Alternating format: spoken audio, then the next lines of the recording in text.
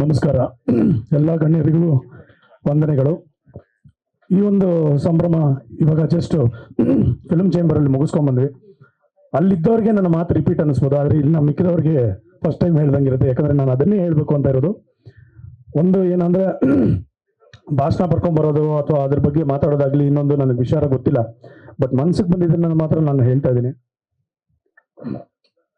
ರಾಜೇಶ್, ಒಂದು ಸಿನಿಮಾ ಒಂದು ಇತಿಹಾಸ ಕ್ರಿಯೇಟ್ ಮಾಡುತ್ತೆ ಅಂದರೆ ಅದಕ್ಕೆ ಒಂದು ಏನಂತಾರೆ ಬಹಳ ಮಹತ್ವಪೂರ್ಣವಾದ ಒಂದು ಕಾರಣ ಇರಬೇಕು. ಯಾಕಂದ್ರೆ ಸತಿ ಸುಲೋಚನಾ ಸಿನಿಮಾ ಶುರುವಾಗಿದ್ದೇ ಒಂದು ವಿಸ್ಮಯ. ಯಾಕಂದ್ರೆ ಆ ಒಂದು ಸಿನಿಮಾ ಶುರು ಮಾಡಬೇಕಾದ್ರೆ ಪ್ರೊಡ್ಯೂಸರ್ ಹುಡ್ಕೋದು, ಡೈರೆಕ್ಟರ್ ಹುಡ್ಕೋದು, ಇದನ್ನೆಲ್ಲ ಒಂದೊಂದು ಪ್ರೋಸೆಸ್ ನೋಡಿದಾಗ್ಲೇ ಒಂದು ಮಜಾ ಕೊಡುತ್ತೆ. ಯಾಕಂದ್ರೆ ಅಷ್ಟು ಏನೋ ಒಂದು ಸವಲತ್ತುಗಳಿಲ್ಲದೆ ಎಲ್ಲ ಮಾಡಿದಂತಹ ಒಂದು ಸಿನಿಮಾಗಳು. ಆಮೇಲೆ ನಮ್ಮ ಪಿ ಶೇಷಾದ್ರಿ ಅವರು ಇಲ್ಲೇ ಇದ್ದಾರೆ. ಇವಾಗ ಸತಿ ಸುಲೋಚನಾ ಸಿನಿಮಾ ಹೇಗಾಯ್ತು ಅನ್ನೋದ್ರ ಬಗ್ಗೆ ಸಿನಿಮಾ ಮಾಡುವಂತ ಒಂದು ಪ್ರಯತ್ನವನ್ನ ನಾವಿಬ್ರು ಮಾಡ್ತಾ ಇದೀವಿ. ಅದರಲ್ಲಿ ಅವ್ರು ರಿಸರ್ಚ್ ಮಾಡಿರ್ಬೇಕಾದ್ರೆ ಸೆಟ್ ಹಾಕ್ತಾ ಇದ್ದು 360 ಡಿಗ್ರಿ ಸೆಟ್ ಹಾಕಿ ಟಾಪ್ ಅಲ್ಲಿ ಇದು ರೂಫ್ ಇರ್ತಾ ಇರ್ಲಿಲ್ವಂತೆ. ಬರೀ ರಿಫ್ಲೆಕ್ಟರ್ಸ್ ಗಳಲ್ಲಿ ಸೂರ್ಯ ಯಾವ ತರ ಮೂವ್ ಮಾಡ್ತಾನೆ ಅದರಲ್ಲಿ ರಿಫ್ಲೆಕ್ಟರ್ ಗಳು ಇಟ್ಕೊಂಡು ಲೈಟಿಂಗ್ ಮಾಡಿದಂತ ಸಿನಿಮಾ ಇದಾಗಿದೆ. ಆಮೇಲೆ ಒಂದ್ ಕಡೆ ಒಂದು ಯುದ್ಧದ ಸೀನ್ ನಡೆಯುತ್ತೆ ಅಂತ ಬಂದಾಗ ಆ ಯುದ್ಧದ ಸೀನಲ್ಲಿ ಸೈನಿಕರು ಬೇಕು ಅಂದಾಗ ಇಡೀ ಊರಿಗೆ ಡಂಗೂರ ಸೇರಿಸ್ತಾರೆ. ಈ ತರ ಸಿನಿಮಾ ನಡೀತಾ ನೀವು ಸೈನಿಕರು ಪಾರ್ಟ್ ಮಾಡ್ತೀರಾ ಅಂದ್ರೆ ಇಡೀ ಊರೇ ಬರುತ್ತೆ. ಅವ್ರಿಗೆಲ್ಲ ಕಾಸ್ಟ್ಯೂಮ್ ಹೊಲಿಸಿ ಸಿನಿಮಾ ಮಾಡಿದಂತ ಒಂದು ಸಾಧನೆ ಅದು. ಏನಕ್ಕೆ ಹೇಳ್ತಾ ಇದ್ದೀನಿ ಅಂದ್ರೆ ಸತಿ ಸುಲೋಚನಾ ಬರೀ ಒಂದು ಸಿನಿಮಾ ಅಲ್ಲ, ಬರೀ ಒಂದು ಹಿಸ್ಟ್ರಿ ಅಲ್ಲ, ಬರೀ ಒಂದು ದೊಡ್ಡ ಸಾಧನೆ ಬಗ್ಗೆ ನಾವು ಮಾತಾಡುವಂತ ಒಂದು ಸಿನಿಮಾ ಬರೀ ಅಷ್ಟಕ್ಕೆ ಮಾತ್ರ ಸೀಮಿತ ಅಲ್ಲ. ಅದು ಒಂದು ನಮಗೆ ನಮ್ಮ ಇಂಡಸ್ಟ್ರಿಯ ಒಂದು ಟೆಕ್ಸ್ಟ್ ಬುಕ್ ಆಗಬೇಕಾಗಿದೆ. ಯಾವ ರೀತಿಯಲ್ಲಿ ಸಿನಿಮಾ ಬೆಳೆದು ಬಂತು ಅನ್ನೋದು ಗೊತ್ತಾಗಬೇಕಾಗಿದೆ. That is very very important.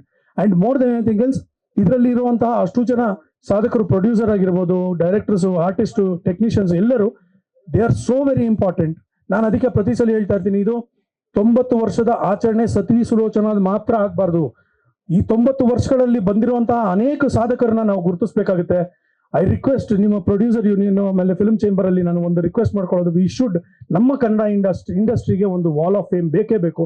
ಅದನ್ನ ಜನರಿಗೆ ಗೊತ್ತಾಗಬೇಕು, ಅವರ ಸಾಧನೆ ಬಗ್ಗೆ ಮಾತಾಡಬೇಕು. ಇದನ್ನೆಲ್ಲ ಯೋಚನೆ ಮಾಡಿಕೊಂಡು ಮುಂದಿನ ದಿನಗಳಲ್ಲಿ ಈ ನಿಟ್ಟಿನಲ್ಲಿ ಕೆಲಸ ಮಾಡಬೇಕು ಅನ್ನೋದು ನನ್ನ ಬಹಳ ಒಂದು ಹಂಬಲ್ ರಿಕ್ವೆಸ್ಟ್.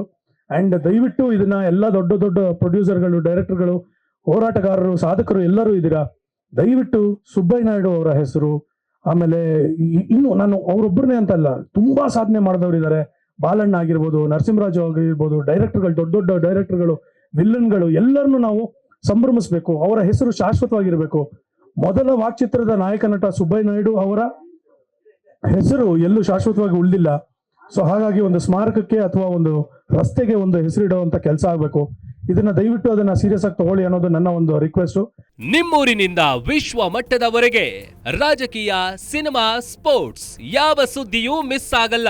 ಬರೀ ಸುದ್ದಿಯಷ್ಟೇ ಅಲ್ಲ, ಜೊತೆಯಲ್ಲೇ ಇರುತ್ತೆ ವಿಶ್ಲೇಷಣೆ.